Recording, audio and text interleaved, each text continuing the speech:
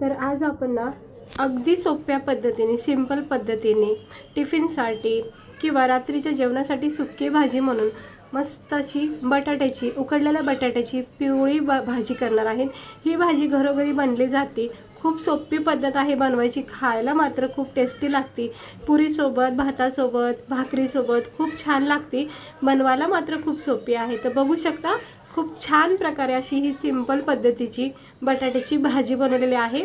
Video तुम्ही पूर्ण बघा आणि आवडला तर लाईक करा, चॅनलला आपल्या सबस्क्राइबर करा।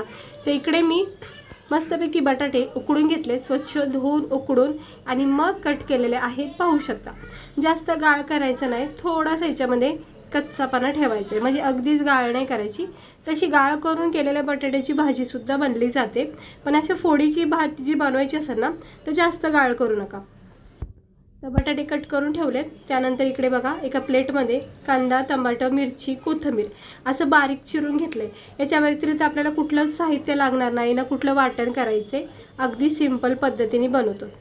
कढाईमध्ये तेल तापत ठेवायचं, याच्यामध्ये 1 चमचा जिरे, 1 चमचा राई टाकून तडतडून द्यायचं। थोडंसं तडतडून झालं की मग आपण याच्यामध्ये सगळं साहित्य जे कट करून घेतलंय ते याच्यामध्ये टाकून घेऊया। आता बघा राई जिरा चांगल्या प्रकारे तडतडला आहे, कारण तेल तापून घेतलं होतं मी सुरुवातीलाच। आता हे बारीक चिरलेला कांदा, मिरची आणि टमाटर हे आपण याच्यामध्ये टाकून घेऊया। चांगलं परतून घ्यायचं आहे। याच्यामध्ये आता मिरची टाकते। मिरची तुम्ही आवडीनुसार कमी जास्त करू शकता, म्हणजे तिखट आवडत नसेल तर थोडा कमी वापरायचा।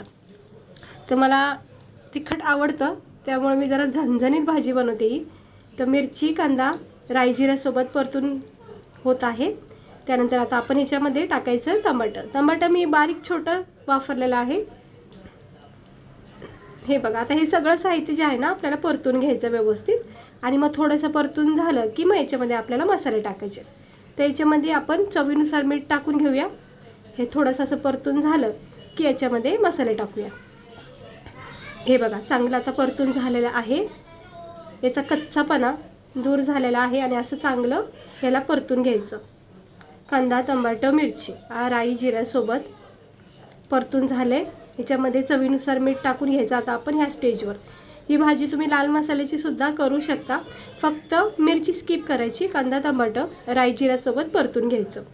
आणि मग ज्यावेळेस आपण हळद मीठ टाकतो बघा त्यावेळेसच लाल मसाला टाकायचा। आता चांगल्याच प्रकारे आपलं हे कांदा, मिरची, टमाटे राई जिऱ्यासोबत परतून झालेलं आहे। याच्यामध्ये आता आपण टाकून घेऊया चवीनुसार मीठ। तर इकडे मी मीठ टाकून घेते। हे बघा इकडे मी चवीनुसार मीठ टाकून घेते आणि 1 चमचा आपण याच्यामध्ये हळद टाकून घेऊया। हळदीचा स्वाद सुद्धा या बटाट्याच्या भाजीला खूप छान लागतो, त्यामुळे मी इकडे 1 मोठा चमचा हळद टाकून घेते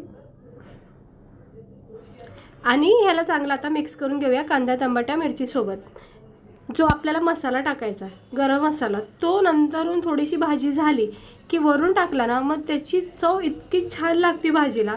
अशा प्रकारे एकदा करून बघा। याच्यामध्ये तुम्ही मॅगी मसाला भेटतो बघा, मॅगी मॅजिक मसाला, तो सुद्धा टाकू शकता किंवा थोडासा चाट मसाला सुद्धा टाकू शकता। बटाट्याच्या भाजीला आपण वेगवेगळ्या प्रकारे नटू शकतो। तर आता ही चांगली हळद बघा किती मस्त असा हळदीचा फ्लेवर येतो भाजीमध्ये। आता हे उकडलेले सगळे बटाटे टाकून घ्यायचे, गॅस स्लो करायचा आणि हलक्या हाताने सगळे बटाटे मिक्स करून घ्यायचे। पूर्ण हळद, मीठ, कांदा, टमाटर, मिरची, राई, जिरा सगळं ह्या भाजीला एकदम पॅक झालं पाहिजे। हे बघा किती मस्त आपली ही पिवळी भडक भाजी दिसत आहे। आणि हळद ही आपल्या शरीरासाठी चांगलीच आहे, आयुर्वेदिक आहे, त्यामुळं बटाट्याच्या भाजीमध्ये तरी स्पेशली थोडी हळद जास्त टाका। मिक्स करून झालेलं आहे। याच्यावर वरून थोडी कोथिंबीर टाकायची बारीक चिरलेली।